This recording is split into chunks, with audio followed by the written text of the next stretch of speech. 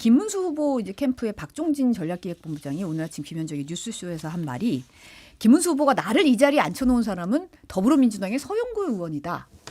그날 왜 국회 본회의장에서 모두 일어나서 국무위원들 일어나서 사과하라고 했는데 혼자 꼿꼿이 딱 앉아 있었던 그거 하나로 다 여기까지 왔다. 자기는 아무것도 한 게 없다. 이런 말을 했다고 이제 전하더라고요. 이 의미는 어떻게 보세요? 그러니까 스스로 우리는 대통령 후보 자격이 없어요라는 걸 얘기한 거잖아요. 대통령 될 생각도 없었고 준비도 안 했는데 그냥 이렇게 핍박받고 아니면은 민주당에 대항하는 모습 보이니까 당원들이 그걸 인정해 준 거야 이거잖아요. 그러니까 이러한 바보 같은 얘기를 왜 했을까 그런 생각도 좀 들고요. 김문수 후보 자체가 이 탄핵 과정 중에서 윤석열 대통령이 옹호했잖아요. 탄핵도 반대하고. 이런 사람이 대선 후보로 나온다고 한들 과연 국민의 표를 얼마나 받을 수 있을까. 그래서 김문수 후보가 확정되는 순간 국민의힘은 참 큰 표 차이로 패배하겠구나. 좀 그런 생각이 듭니다. 아니 뭐 요거는 어느 정도는 사실이 맞아요. 제가 보기에는. 그러니까 그 지지자들한테는 지지자들이 환호한 건 맞아요. 그러니까 그 상황이 근데 그 상황을 지금 다시 환기시킬 필요는 없는 거죠. 꼿꼿 문수로 내가 여기까지 왔다. 그러니까 뭐 꼿꼿 문수 뭐가 됐든 하여간 그거를 지금 이제 지지층뿐만이 아니라 이제 사람들한테 얘기를 해야 되는데 이거 탄핵에 사과 안 하고 꼿꼿한 게 그러면은 어유 잘하셨네요 중도층에서 막 이렇게 표를 줄까요? 그 바보 같은 짓이 이 박종진 이분도 감 떨어졌다 제가 보기에는 지금. 다 이상해. 그러니까 후보가 될 때나 도움이 되는 거지 이거를 지금 얘기해가지고 다시 환기시켜주는 게 이게 정말 사람이 없어요. 제가 보기엔 김문수 후보 측에 좀 사람이 없습니다. 예. 이런 와중에 이제 정광훈 목사가 이끄는 자유통일당 사랑제일교회가 김 후보에게 광화문 세력 때문에 후보가 될 수 있었던 것이라며 청구서를 보냈다라는 이제 경향신문 표현입니다. 청구서를 보냈다 이런 표현이 나왔는데 전 목사가 이제 김문수 후보가 문재인 정부 때 주일 예배를 4년간 같이 드린 사이다라고 소개도 했고 또 전 목사 측에서 이제 뭐 구속영장 전 목사에게 청구됐을 때 막 김문수 후보가 당시에 눈물을 그렇죠. 흘리면서 어딜 가든지 함께 있을 것이다 말하는 영상도 유튜브에 공개를 했거든요. 근데 사실 김문수 후보가 관훈클럽 토론에서 광정 세력과 손잡을 수 있다라고 얘기했던 것 때문에 어떤 식으로 끌어들이려는 거지? 뭐 이런 얘기가 좀 나오고 있잖아요. 아까도 잠깐 언급하셨는데. 근데 이번 대선은 어쨌든 자유통일당이 공식 대선 후보를 냈기 때문에 진짜? 네. 냈어요. 네. 그래서 뭐 아유. 대선으로 연합할 것 같지는 않아요. 대선으로 연합할 것 같지는 않은데 기본적으로 그러니까 이게 당이 잘 될 때와 안 될 때, 그러니까 당이 잘 될 때는 외연도 확장되고 중도도 많이 들어오고 공약도 이제 온건한 게 나오고 민생 얘기하고 그러지만 당이 안 되면은 점점점 우리끼리 뭉쳐야 된다. 그리고 아스팔트 보수하고 손잡고 이렇게 되거든요. 그러니까 전체적으로 보면 어쨌든 정광훈 그쪽의 사람들이 이 이름이 뭐더라 그 구주화 후보요? 구주화 후보. 그러니까 네. 구주화 후보의 그 선거운동보다 이쪽을 그러니까 당원을 밝히고 하진 않겠지만 지지자들이 오히려 많이 동원될 것 같아요. 보니까 여러 이제 광장 집회나 이런 데 동원될 것 같고 그 이유가 저는 문제다. 대선 이유가 문제다. 대선 이후에 패배했을 때 그 다음에 이제 본인들의 살 길을 광장에서 찾으려는 사람들이 김문수를 비롯해서 굉장히 있을 거거든요. 그러니까 이게 정광훈 당이냐 윤석열 당이냐 이게 범의 아가리냐 늑대 아가리냐 거의 그 수준이에요. 그러니까 답이 없는 상황이에요 진짜로 이거. 그래도 김문수 후보는 전 목사에 대해 가지고 정치적 관계가 없다. 전 목사의 당에 소속된 적도 없다. 전 목사 교회도 요즘에는 안 나간다라고 일단은 선을 그었어요. 네네. 그러니까 도움이 안 된다고 생각을 한 거겠죠. 근데 김문수 후보도 대선 끝나면은요. 국민의힘의 어떠한 지도력과 권력을 갖는 것은 불가능해요. 인정을 안 할 거거든. 대선 후보가 뭐 할 수 있는 게 없어요. 그냥 대선 끝날 때까지만 당무 우선권을 갖는 거지 그 이후에는 김문수 후보를 따르는 국회의원이 없기 때문에 당내 주도권 놓칠 수밖에 없거든요. 그럼 본인은 또 뭐 하겠냐고요. 정광훈 목사는 좀 손을 잡고 유튜브도 출연하고 그 예배도 같이 보아야 되지 않을까. 그래서 확실하게 감정을 상하는 선은 긋지 않을 것 같다. 어느 정도 신락 같은 인간관계는 맺고 있을 거다. 그런 생각이 드네요. 아니 그 네티즌들이 굉장히 잘 찾아냈더라고요. 그 김문수가 정광훈 담배볼 붙여주는 거 여러 장의 그 영상과 사진들을 잘도 찾아내서 그런 건 이제 한번 이런 거 할 때마다 한 번씩 이제 사람들 돌려주는 거죠. 그러니까. 전모석 측에서는 이제 자유통일당 구주화 후보와 단일화 요청을 김 네? 후보 측에서 하기 전에는 우리대로 가겠다. 김 후보가 애원하면 그때 반을 갈 거. 뭐 이런 식으로 얘기했더라고요. 아니 이 단일화 빅텐트가 황교안 전 권한대행하고 이 구주화 후보랑 같이 하는 거 아닌가? 그런 불길한 예감도 좀 드네요. 구구 빅텐트가 세워지는 겁니다. 그러니까 부정선거론자들 모여가지고 큰일 났네요 진짜. 아 지금 대선까지 남은 시간이 22일입니다. 오늘부터 이제 공식 선거 운동이 시작됐는데 지금 보니까 21대 대통령 선거에 7명의 후보가 등록을 했어요. 기호 1번이 더불어민주당 이재명 후보, 2번 국민의힘 김문수 후보, 조국혁신당이 후보를 내지 않아서 기호 3번이 결번이고 기호 4번이 개혁신당 이준석 후보, 5번이 민주노동당 권영국 후보, 기호 6번이 자유통일당 구주화 후보, 기호 7번 무소속 황교안 후보, 기호 8번 무소속 송진호 후보인데 어떤 부분에 좀 주목하셨습니까? 주목 안 해도 돼요. 이번 선거는 그냥 끝났다라고 저는 보여지기 때문에 뭐 다른 후보가 뭔 주장을 하더라도 그게 어떤 큰 변수가 될까 좀 그런 생각이 들고요. 저는 개인적으로 바람이 있다면 제가 보수파 국민의힘 쪽에서 정치를 계속 해왔지만 이번에 확실하게 국민의힘이 망하는 계기가 됐으면 좋겠어요. 그래서 국민들이 지금까지 행해왔던 국민의힘 소속의 주류 의원들이 행했던 행동, 메시지들에 대해서 국민들이 이런 식으로 생각하고 있구나. 우리가 앞으로 이대로 가다가는 국민들로부터 완전히 버림받을 수 있겠구나라는 것을 깨달을 만큼 처절하게 패배를 했으면 좋겠다. 그런 토대 아래서 다시 보수파가 새롭게 태어나는 계기가 됐으면 좋겠다. 이번 선거에서 무슨 국민의힘이 이길 수 있지 않을까? 조금이라도 가능성이 있지 않을까? 뭐 선거에 변수가 있지 않을까? 이렇게 생각할 필요도 없다. 그래서 국민의힘이 다시 태어나는 계기로 이번 대선이 치러졌으면 좋겠다라는 생각이 듭니다. 이번 대선이 아마 뭐 이거 굳이 이제 의미를 뭐 이 등록한 거 가지고 얘기를 하자면은 이제 역대 87년 이후 역대 대선 중에서 후보 공식 등록한 후보가 제일 적은 선거로 알고 있어요. 그러니까. 7명이요? 예. 그 예전에는 더 많았는데 그렇죠. 예, 뭐 부식무로 대동단결 막 굉장히 많았잖아요. 그러니까 막 네. 남장 여자 뭐 이런 이름도 김옥선 후보였나? 맞아요. 네. 예, 그러니까 여자가 없는 것도 2007년 이후에 처음이다. 예, 여성 후보가 없는 거. 그리고 예전에 이색 후보에서 따로 이제 막 맞아요. 소개도 네. 하고 그랬었는데요. 맞아요. 그리고 역대 대선 중에서 아마 그 나이 차이가 제일 많이 나는 대선일 거예요. 아마 이준석 후보가 40살이고 이제 김문수 후보가 만 73세? 그래서 네. 이제 그렇죠. 51년생이니까 51년생이니까. 51년생인데 생일이 안 지난 것 같아요. 그래서 하여간 만 73세라고 적혀 있더라고. 그래서 33년 차이가 나는 뭐 그런 거고 전과가 화려하더라고요. 송진호 후보인가 이분은 무소속 후보인데 전과 17범인데 사기가 너무 많아요. 네. 사기치려고 나왔네. 네, 대선에. 그리고 뭐 권영국 그 민주노동당 후보도 4건 있고 이재명 3건, 김문수 3건, 그리고 이준석 0건, 구주화 0건, 황교안 0건 뭐 이렇게 해서 그러니까 전과가 많은 뭐 선거이기도 하고 그러는데 말씀하신 대로 큰 의미 없다. 저는 그냥 딱 두 가지 이번에 잘 포인트로 보고 있어요. 네. 하나는 역대 최다 득표율 차로 선거가 끝날 것인가.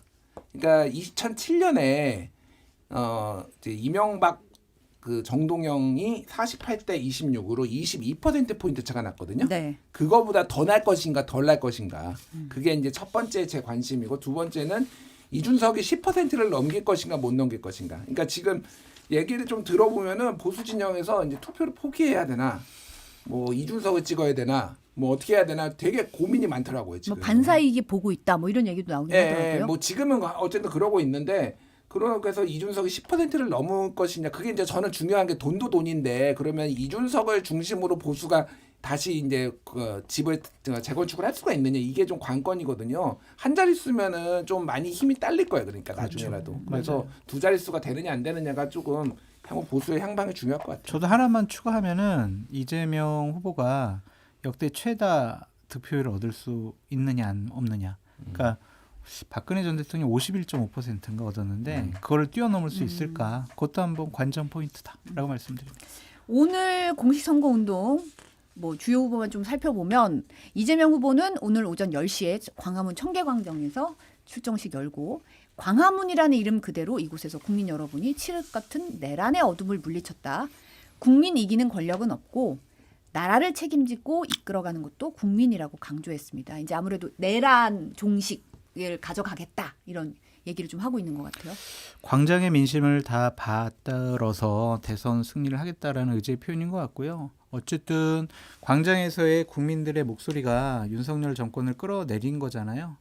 그 의미를 처음에 출정식부터 여기서 한 것이 아닌가 하는 생각이 드는데 솔직히 어떠한 장소라든지 이 메시지에 대해서 흠을 잡기가 어려워요. 그러니까 국민들이 가장 원하는 그 포인트를 갖고 지금 선거운동을 출발하지 않았느냐 그런 생각이 듭니다. 아니 뭐 저도 그렇게 생각해요.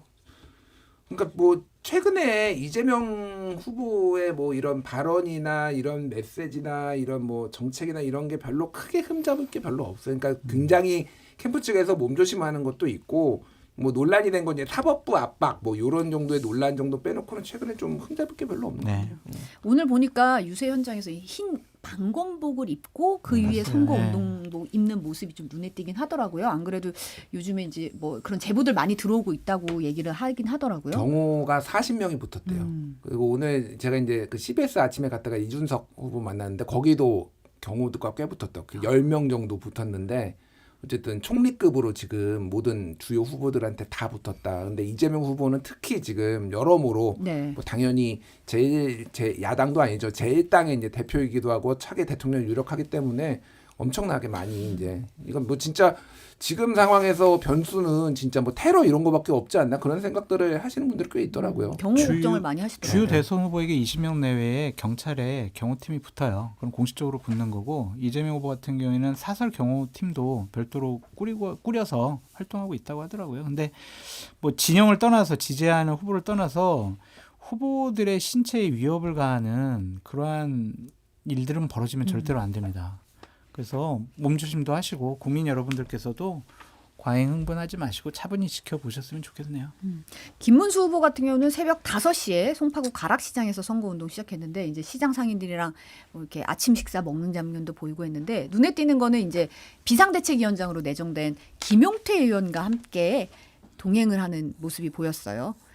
김 내정자가 국민이 놀랄 정도로 빠르게 변화하는 모습 보여드리겠다고 말했던데 좀 이 김문수 후보의 단점 중에 하나인 외연 확장 좀 문제 있다 이런 얘기 나오잖아요. 사실 뭐 이런 여러 약점으로 꼽히는 것 중에서 이 비상대책위원장을 내정한 이유가 좀 어디에 있다고 보세요? 그 젊은 모습 보여주는 거고 또 김용태 비상대책위원장 같은 경우에는 이번에 비대위원으로 있으면서 후보 교체에 대해서 잘못됐다라고 본인이 공개적으로 얘기를 했거든요. 네. 그런 걸 좀 인정해 준 것이 아닌가라는 좀 생각이 들고요. 어쨌든 그냥 이미지만 젊은 사람 갖다 쓴다고 해가지고 국민들이 아이고 바뀌었네라고 생각 안 할 거예요. 김용태 의원이 아까 말씀드렸던 것처럼 윤석열 전 대통령 부부와 국민의힘이 어떻게 할 것인가를 보여주지 않으면은요. 앞으로 무슨 좋은 얘기를 하더라도 국민들이 관심을 줄 수가 없어요. 똑같은 사람 얼굴만 바뀐 거 권영세에서 그냥 김용태로 바뀐 거 그거거든요. 그러니까 빠르게 변화하는 모습 보여주려면 그거부터 먼저 확실하게 선을 긋고 가라라고 말씀드립니다. 다 맞는 말씀이고 근데 원래 대선 때 당대표는 할 역할이 없어요. 뭐 비대위원장이든 당대표든 기억나는 뭐 메시지 같은 게 없잖아요.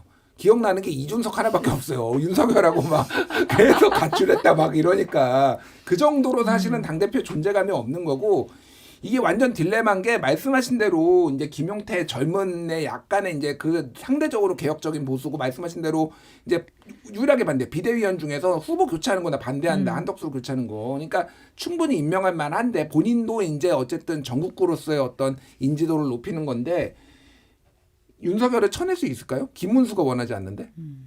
그러니까 이게 그러면 이제 다시 가출하는 거예요. 이제 누가 가출을 하든 이게 완전 딜레마. 그러니까 후보가 사실은 그런 스탠스가 있어야지 이걸 김용태도 할 수가 있는 건데 후보는 그럴 생각이 없는데. 그러니까 이거 완전 뭐 얼굴마담만 소위 말하는 이제 뭐 속된 말로 얼굴마담만 하지 않을까 그런 생각이 들어요. 성지영 앵커님 이것만 봐봐요.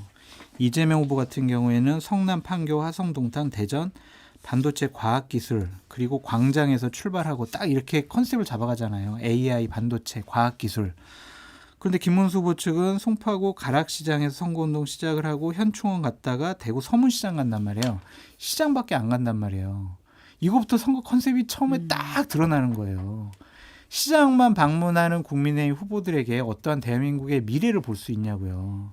이건 그냥 지지층을 그냥 결집시키는 그런 차원의 선거운동밖에 안 돼서 이런 처음에 유세 일정을 보더라도 스스로 선거 포기했구나 그런 생각이 듭니다. 내수시장 활성화를 아, 위해서 네. 인생 경제. 인생 아니 저는 죄송합니다. 사실은 사진을 보면서 느낀 건 후보복에 아무것도 없는 빨간색 점퍼를 입고 있는 모습을 보니까 아직 준비가 안 됐나요? 아직 준비가 안 된 그러니까 것으로 보이더라고요. 그 옷을 한덕수 아니, 네, 그러니까 보면은 어. 네. 이게 다른 사람들 들고 있는 것도 기호 2번만 적혀 있어요. 거기에 이제 같이 후보 이름이 적혀 있어야 되잖아요. 그렇죠. 근데 이거를 누구도 이제 누가 될 줄 몰랐던 거야. 그러니까 이름을 이렇게 더 세울 수도 없으니까 예. 그러니까 뭔가 아무것도 없는 민무늬 점퍼를 입고 있는 모습이 지금의 그 공식 선거운동 첫날의 모습을 보여주는 거 아닌가 이런 생각이 좀 들긴 하고 그 다음에 이제는 급하게 찍어서 이제 그 임명장 수여식에는 약간 야구복 같이 생긴 네. 그걸 입고 나왔더라고요. 네. 2번만 딱 2번 딱 박혀 있는. 근데 이제 개혁신당 이준석 후보 마지막으로 보면 오늘 0시에 전남 여수 국가산업단지에서 이공계 출신 유학파인 자신이 글로벌 통상과 과학기술 패권 경쟁을 승리로 이끌 수 있다 이러면서 선거운동 돌입했더라고요. 시장 안 가서 정말 잘한 것 같아요. 정말. 이제 시장은 그만. 네, 그거는 이제 민심 탐방하러 가는 거지. 선거에 득표하기 위해서는 시장 가면 안 돼요. 어쨌든 이과생인 이준석 후보가 이런 식의 국가산당, 과학기술 이런 쪽으로 컨셉을 잡은 것은 대단히 잘한 것 같고요.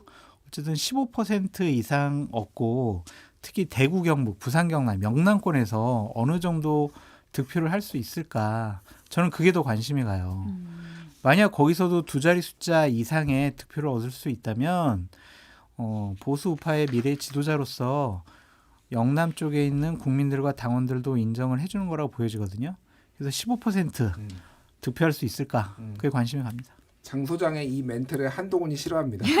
왜? 아 보수의 미래는 나야? 이거 한동훈이야 이거예요?